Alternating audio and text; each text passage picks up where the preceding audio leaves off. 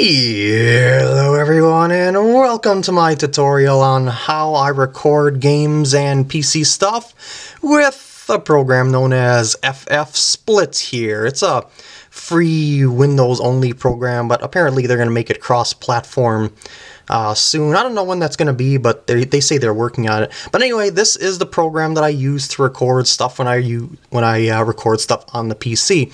But believe it or not, how I record stuff on it starts off it. The first thing you want to do is open up something like, say, SNES 9X here. Anything that you would like to record, basically. And I can only record stuff in windowed mode, so yeah. Anyway, maybe I'll be able to record it in full screen in the future, but I always come up with a black screen for whatever reason, no matter what settings I use. But anyway, I'm going to open up Donkey Kong Country 3 here. And now what I'm going to do here is wait for something to fill out this entire window here with color, basically. The reason why I want to do that is because I would like to record only within that area. And when it happens, I'm going to hit the print screen button on the keyboard. So just wait for it. Wait for it. Believe me, your patience will be rewarded with perfect quality. Believe me. Just wait for it. Wait for it. There you go. This should do perfectly. See how the pixels are all the way to the end of the window like so? Yeah. Alright. So now that I got a screen cap of that, I'm going to close this and then open up this program. This is another free thingamabob called GIMP 2.8. Well, it's version 2.8.10, but it's mainly called GIMP 2.8. And it's a cross-platform program, and I'm going to use it to put that screenshot into and then crop out the screenshot of the game window. The reason why I do this is because I need to know the resolution of that game window screen. So, okay, now that GIMP is open, my GIMP might look different than your GIMP because I did a lot of modifications and additions to it, but that's okay. The stuff that I'm going to show you how to use here are all basic tools. So anyway, I'm going to hit Control-V to paste the screen cap that I made in there. Yeah, isn't that handy? And now what I'm going to do is open up the navigation, which is already open here at the bottom left here. But I'm going to show you how to open up the navigation windows, dockable dialogues, and then you click the navigation right here, and then it'll open up right down here, or maybe it'll pop out in a new window. Yeah, GIMP is a little finicky, but it works really well anyway.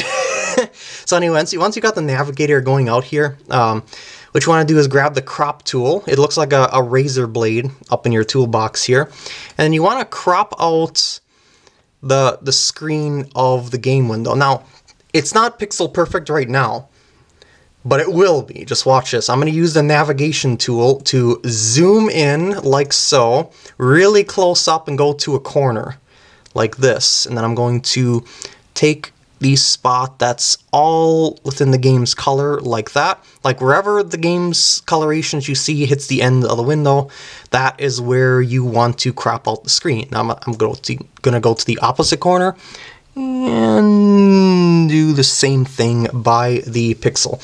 And now we got a screen cap of the game. But why did I do this? So that's because I need to know the resolution of the game. I don't know if you can see it here, but it's 512 by 448 pixels. And that's pretty much all I need to know to do a recording on SNES 9X. So what I'm going to do here though is export this as just to save some time here, in case I forget about that resolution, but I don't think I will. But I'm going to export it as a PNG and save it as that. I'm going to close GIMP. There we go. Here is the screen cap that I made of the game. And if I right click it and click Properties, you'll be able to go to Details and then see the resolution right here in the image dimensions. So there you go. But I already have this written down just for the sake of speed and whatnot. But anyway, now that you have that set up, open up FF Split. And when you open it for the first time, you're going to end up going to this Configure screen. Now I'm going to go through each of these 6 tabs at the top in order to show you how I like to configure FF Split for my needs. So, starting with the Session tab, all I do is click Local Recording. That's all I do, because all I want to do here is record game footage in this particular stream. I mean, not stream, in this particular recording, excuse me. So that's all I do. You can add a new encoder profile and tick the local recording for that one as well, but nah, I'm just going to leave it as is, because I typically change this stuff as I go anyway, depending on the game that I play. So I'm just going to leave default and local recording, and that's what I recommend you do the same as well. Now I'm going to go to the output tab, output, local recording, output type, local recording. Of course, you know, it's all got to match up. And now for the folder path that you want to save your video in. Its default is the videos place, but I like to put it in the pictures, because that's where my camera puts videos and stuff like that. So I have a folder specifically dedicated to FF Split for FF Split to go into, which I named 01 space FF Split, you know, so it appears at the very top of the pictures list. So I select that. You can put this in whatever folder you please, just put it somewhere that you know you'll be able to retrieve your video. And now for the file format, you always want this to be MP4, I would say, because FLV and MKV are rather odd file types, and not all video editors can take them, but most video editors can, however, take MP4. So yeah, that's why I select MP4 for the sake of versatility. The rest of the stuff I just leave as is. Now for the encoder. This is the spot that you need to know the video resolution of the game that you would like to record, or the thing that you would like to record. In this case, it's 512, remember that was the horizontal resolution, by 448. Now what's weird about FF Split is that you have to have a number that is divisible by 2 in the video resolution, so both of these numbers have to be even. So if the thing that you're recording has an odd number, just reduce the number of that, the odd number by 1, and you'll be able to record still with nice quality. Alright, now for the frame rate, I always pick 60 frames per second because it is extra smooth that way. The video bitrate, I make it 2000 kbps, because I think it gets better quality than 1000 kbps. Just a little bit better, and yeah, I want to work with the best I possibly can work with.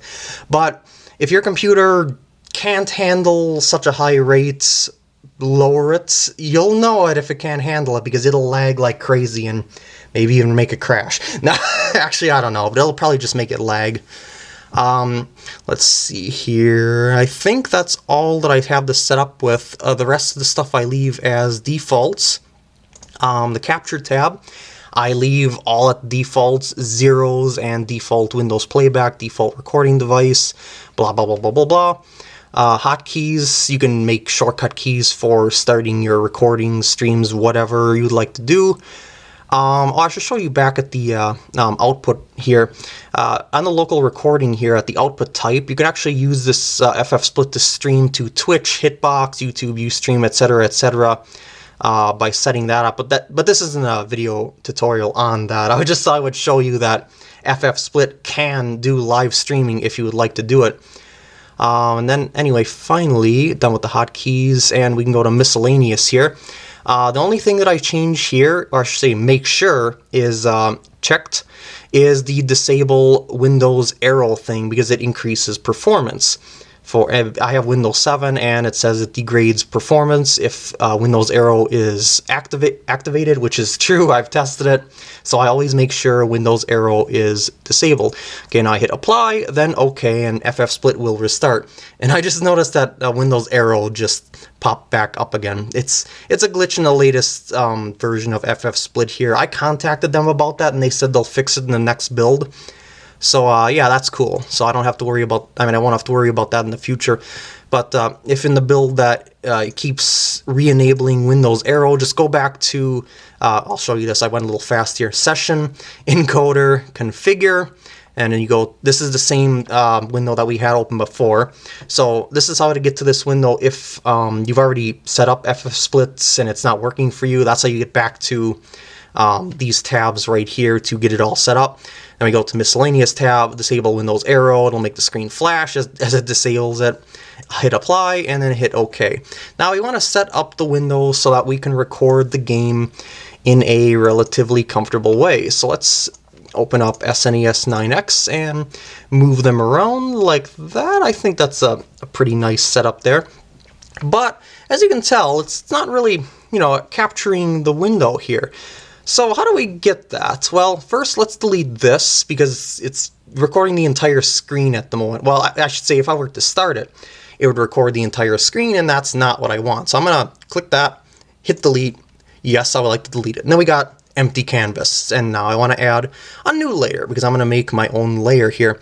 You can select a region, like say you can draw your own box to record stuff into, but it doesn't really work all that well, really, all the time. Well, there we go, it's working, there we go. But yeah, you can make your own region and stuff like that if you would please, and move it around however you would like to on the canvas, but I prefer it if it would just like snapped in place. But anyway, I'm going to restart that. I just wanted to show you the region thing. But what I do is I just click select window, and then see how it highlights the entire window as if I was doing a region selection recording right away. Look at that. See how it snaps to the thing that the mouse is in? Yep. So click inside the SNES 9X window, and now let's open up a game to see if it is recording. And look at that. Well, I should say not recording, to see if it recognizes the screen. Because you might have to play with these settings here to get the screen to show up on the canvas. Always watch the canvas to make sure the canvas is showing what you want to show. But as you see, it's working perfectly fine right now. You might want to disable the mouse cursor so you don't see it on the screen like that. See that? It's pretty handy. Just in case you accidentally leave it on there. Capturing it as a region might be the way to get the get this window to show up on here sometimes. It all depends on the settings in game and system. It's kind of weird. So play with stuff here if it's not working right, but it should probably work right.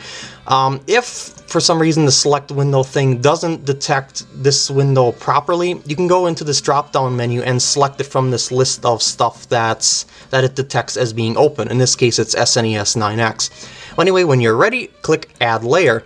And now what I like to do here is, believe it or not, mute the microphone, because that'll cause an echo when I'm recording because it records like a little bit differently. Like you can see there's even a slight difference in the audio channel thingy here. So what I like to do here, just to get rid of the echo, is just to mute the microphone like that, and then record my voice separately. Like what I'm doing now, and then edit it together in a video editor or something like that. And when you're ready to record, which we are right now, just click Start, and you will start recording just like that. Oh yeah, look at us recording like a pro. And when you're done recording, hit stop. And now, if you want to see your recording, I'm going to close this so we can actually hear the thing we recorded. Browse to the spot that you did. That you saved it in. In this case, I saved it to that Picture 01FF split folder, as you remember. And there is our video that we just made. Yeah! It really is as simple as that. It took me a while to make this tutorial, but it's not all that difficult to, put together or anything like that. It's all pretty much intuitive overall.